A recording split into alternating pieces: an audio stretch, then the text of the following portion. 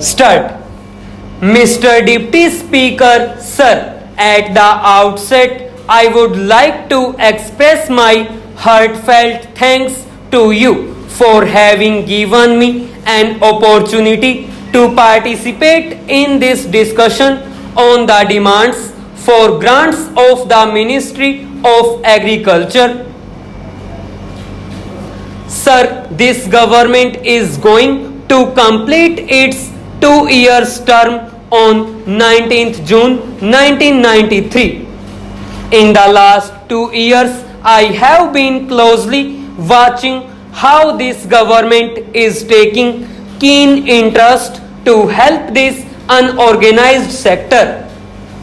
This is the major rural sector comprising about 70% of the population, but in all the three budgets which they have presented before this house, I am sorry to say the government has not shown any keen interest.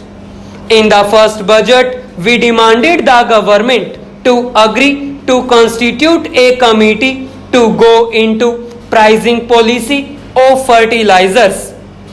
Ultimately, a portion of the recommendations of the Joint Parliamentary Committee, which suited the government, was accepted and the fertilizer decontrol was done.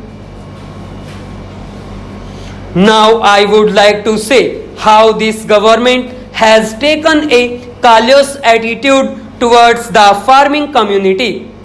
In the last budget, various concessions were given only to the affluent sections of the society and not to the farming community, except a reduction of the excise duty on the tractors which are above 1800 cc and the tractors which are below 1800 cc have not been touched.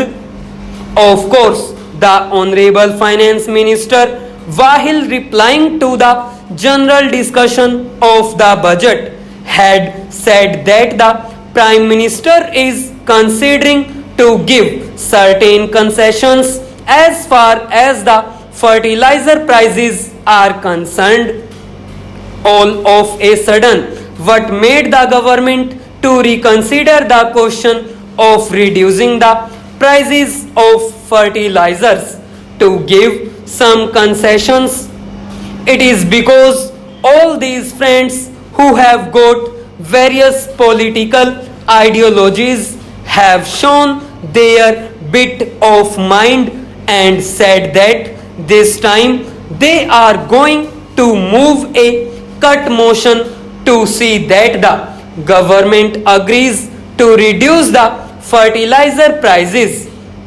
So now at this stage, I would like to make an appeal to all sections of the House, irrespective of the political parties, and to such of those members who are really interested in uplifting the farming community to forget the party alliance.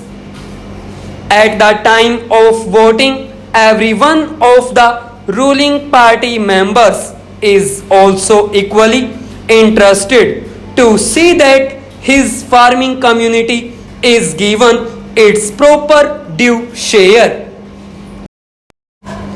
The central government claims to have removed all shackles through the new economic policy, market economy, liberalization, delicensing amendment to the MRTP Act, etc.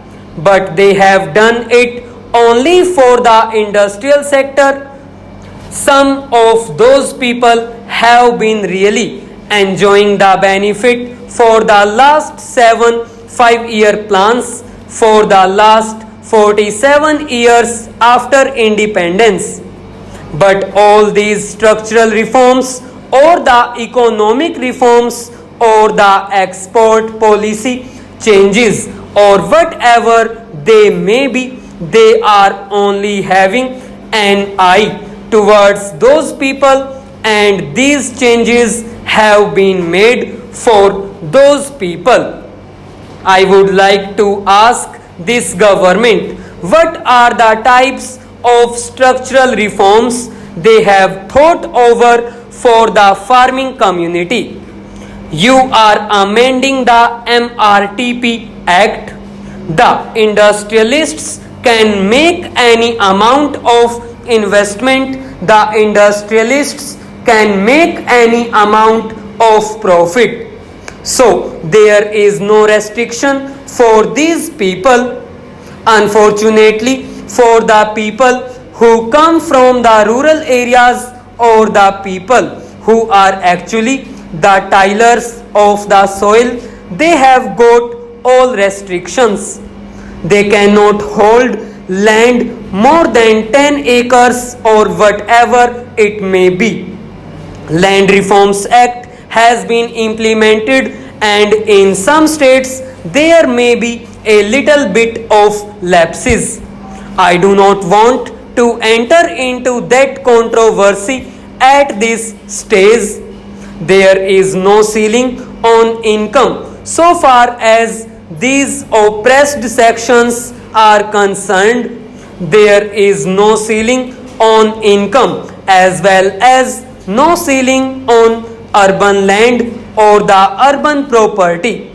But you have enforced ceiling on agricultural property because they are not the organized people.